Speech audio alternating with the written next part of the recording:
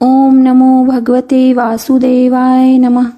ओम नमो भगवते वासुदेवाय नमः। ओम नमो भगवते वासुदेवाय नमः। जय श्री राधे कृष्ण। आपका मेरे YouTube चैनल ज्ञान की गंगा में स्वागत है।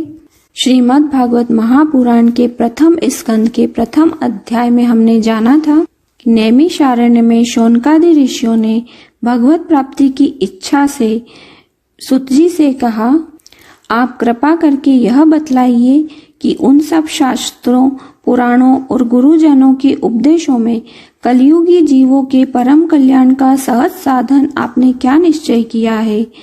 आप संत समाज के भूषण हैं। इस कलयुग में प्राय लोगों की आयु कम हो गई है। ऋषिगण सुतजी से पूछते हैं कि धर्म रक्षक ब्राह्मण भक्त योगेश्वर भगवान श्री कृष्ण के अपने धाम में पधार जाने पर धर्म ने अब किसकी शरण ली। आप यह बताइए। इसके आगे की कथा हम आज के अध्याय में श्रवण करेंगे। प्रथम स्कंद, दूसरा अध्याय, भागवत कथा और भगवत भक्ति का महात्मा। श्री व्यास जी कहते हैं, शौनकादि ब्रह्मवादी ऋषियों के ये प्रश्न सुनकर रोमहर्षण के पुत्र उग्रश्रवा को बड़ा ही आनंद हुआ। उन्होंने ऋषियों के इस मंगलमय प्रश्न का अभिनंदन करके कहना आरंभ किया।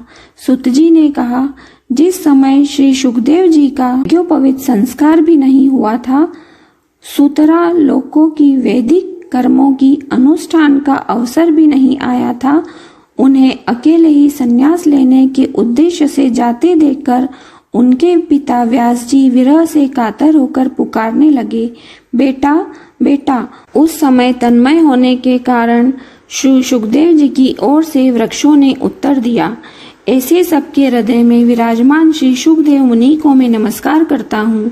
यह श्रीमद् भागवत अत्यंत गोपनीय रहस्यात्मक पुराण है। यह भगवत स्वरूप का अनुभव कराने वाला और समस्त वेदों का सार है। संसार में फंसे हुए जो लोग इस घोर अज्ञानांधकार से पार जाना चाहते हैं, उनके लिए आध्यात्मिक तत्वों को प्रकाशित करने वाला यह एक अद्वितीय दीपक है।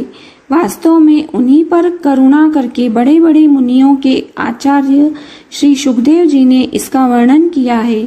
मैं उनकी शरण ग्रहण करता हूँ।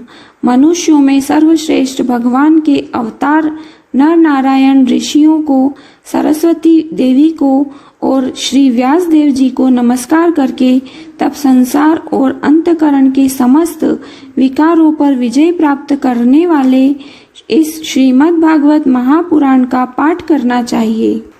ऋषियों, आपने संपूर्ण विश्व के कल्याण के लिए यह बहुत सुंदर प्रश्न किया है, क्योंकि यह प्रश्न श्री कृष्ण के संबंध में है और इससे भली भांति आत्मशुद्धि हो जाती है। मनुष्यों के लिए सर्वश्रेष्ठ धर्म वही है जिससे भगवान श्री कृष्ण की भक्ति हो। भक्ति भी ऐसी जिसमें किसी प्रकार की कामना न हो और जो नित्य निरंतर बनी रहे। ऐसी भक्ति से हृदय आनंद स्वरूप परमात्मा की उपलब्धि करके कृतकृत्य हो जाता है। भगवान श्री कृष्ण में भक्ति होते ही आनंद अनन्य प्रेम से उसमें चित्त जोड़ते ही निष्काम ज्ञान और वैराग्य का आविर्भाव हो जाता है। धर्म का ठीक ठीक अनुष्ठान करने पर भी यदि मनुष्य के हृदय में भगवान की लीला कथाओं के प्रति अनुराग का उदय न हो तो वह निराश्रम ही श्रम है। धर्म का फल है मोक्ष। उसकी सार्थकता अर्थ प्राप्ति में नहीं है। अर्थ केवल धर्म के लिए है। भोग विलास उसका फल नहीं माना गया है। भोग विलास का फल इंद्रियों को तृप्त करना नहीं है। उसका प्रयोजन है केवल जीवन निर्वाह। जीवन का फल भी तत्व जिज्ञासा है। बहुत कर्म करके स्वर्ग आदि प्राप्त करना उसका फल नहीं है। तत्ववेत्ता लोग ज्ञाता और ज्ञेय के भेद से रहित अखंड अद्वितीय सच्चिदानंद स्वरूप ज्ञान को ही तत्व कहते हैं। उसी को कोई ब्रह्म, कोई परमात्मा और कोई भगवान के नाम से पुकारते हैं। श्रद्धालु मुनिजन भागवत श्रवण से प्राप्त ज्ञान वैराग्य युक्त भक्ति से अपने हृदय में उस परम तत्व रूप परमात्मा का अनुभव करते हैं। शौनकादि ऋषियों यही कारण है कि अपने अपने वर्ण तथा आश्रम के अनुसार मनुष्य जो धर्म का अनुष्ठान करते हैं उसकी पूर्ण सिद्धि इसमें है कि भगवान प्रसन्न हो। इसलिए एकाग्र मन से भक्तवत्सल भगवान का ही नित्य निरंतर श्रवण, कीर्तन, ध्यान और आराधना करना चाहिए। कर्मों की गांठ बड़ी कड़ी है। विचारवान पुरुष भगवान के चिंतन की तलवार से उस गांठ को काट डालते हैं। तब भला ऐसा कौन मनुष्य होगा जो भगवान की लीला कथा में प्रेम न करे। शौनकादि ऋषियों पवित्र तीर्थों का सेवन करने से महत् सेवा, तदंतर श्रवण की इच्छा, फिर श्रद्धा, तत्पश्चात भगवत कथा में रुचि होती है। भगवान श्री कृष्ण के यश का श्रवण और कीर्तन दोनों पवित्र करने वाले हैं। वे अपनी कथा सुनने वालों के हृदय में आकर स्थित हो जाते हैं और उनकी अशुभ वासनाओं को नष्ट कर देते हैं, क्योंकि वे संतों के नित्य सुहृद हैं। जब श्रीमद् भागवत अथवा भगवत भक्तों के निरंतर सेवन से अशुभ वासनाएं नष्ट हो जाती है, तब पवित्र कीर्तन भगवान श्री कृष्ण के प्रति स्थायी प्रेम की प्राप्ति होती है। तब रजोगुण और तमोगुण के भाव, काम और लोभादि शांत हो जाते हैं और चित्त इनसे रहित होकर सत्वगुण में स्थित और निर्मल हो जाता है। इस प्रकार भगवान की प्रेममयी भक्ति से जब संसार की समस्त आसक्तियां मिट जाती है, हृदय आनंद से भर जाता है, तब भगवान के तत्व का अनुभव अपने आप हो जाता है। हृदय में आत्म स्वरूप भगवान का साक्षात्कार होते ही हृदय की ग्रंथि टूट जाती है, सारे संदेह मिट जाते हैं और कर्म बंधन क्षीण हो जाता है। इससे बुद्धिमान लोग नित्य निरंतर बड़े आनंद से भगवान श्री कृष्ण के प्रति प्रेम भक्ति करते हैं, जिससे आत्म प्रसाद की प्राप्ति होती है। प्रकृति के 3 गुण हैं, सत्व, रज और तम। इनको स्वीकार करके इस संसार की स्थिति, उत्पत्ति और प्रलय के लिए एक अद्वितीय परमात्मा ही विष्णु, ब्रह्मा और रुद्र, ये 3 नाम ग्रहण करते हैं।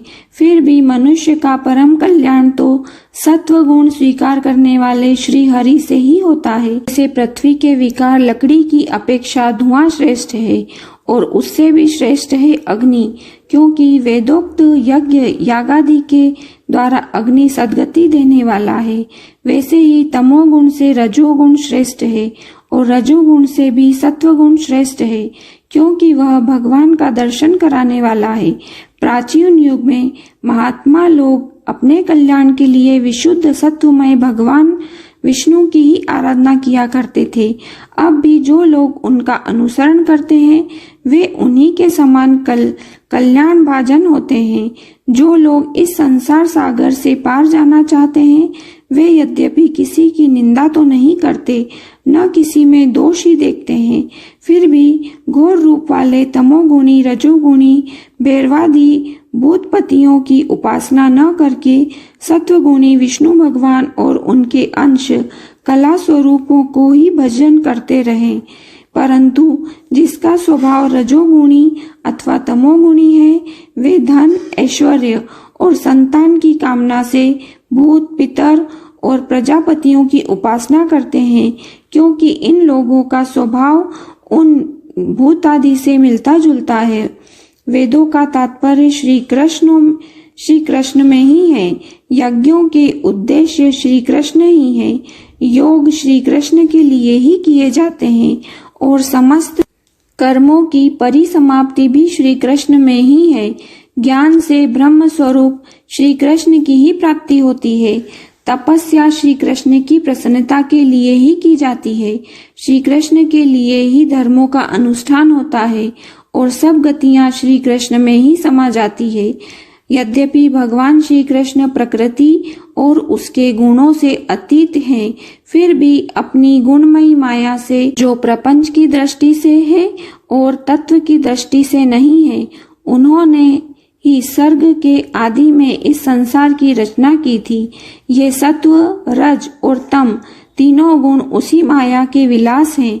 इनके भीतर रहकर भगवान इनसे युक्त सरीखे मालूम पड़ते हैं। वास्तव में तो वे परिपूर्ण विज्ञान आनंद घन है। अग्नि तो वस्तुतः एक ही है, परंतु जब वह अनेक प्रकार की लकड़ियों में प्रकट होती है तब अनेक सी मालूम पड़ती है। वैसे ही सबके आत्म रूप भगवान तो एक ही हैं, परंतु प्राणियों की अनेकता से अनेक जैसे जान पड़ते हैं। भगवान ही सूक्ष्म भूत, तन्मात्रा, इंद्रिय तथा अंतःकरण आदि गुणों के विकारभूत भावों के द्वारा नाना प्रकार की योनियों का निर्माण करते हैं और उनमें भिन्न भिन्न जीवों के रूप में प्रवेश करके उन योनियों के रूप में विषयों का उपभोग करते कराते हैं।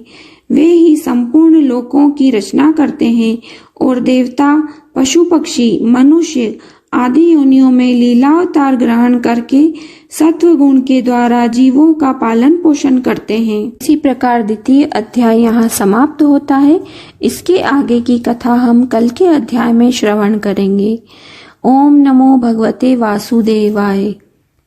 हमारे इस चैनल पर भादव मास के व्रत एवं त्योहारों की कथाएं भी दिखाई जा रही है। आप उनका लाभ भी अवश्य उठावें। आपको अगर ये वीडियो पसंद आई है तो कमेंट बॉक्स में ओम नमो भगवते वासुदेवाय जरूर लिखें। और अगर मेरे इस चैनल पर आप नए हैं तो चैनल को सब्सक्राइब कर बेल आइकन दबा लें, जिससे आपको हमारी सभी नोटिफिकेशन मिलती रहेगी। जय श्री राधे कृष्ण।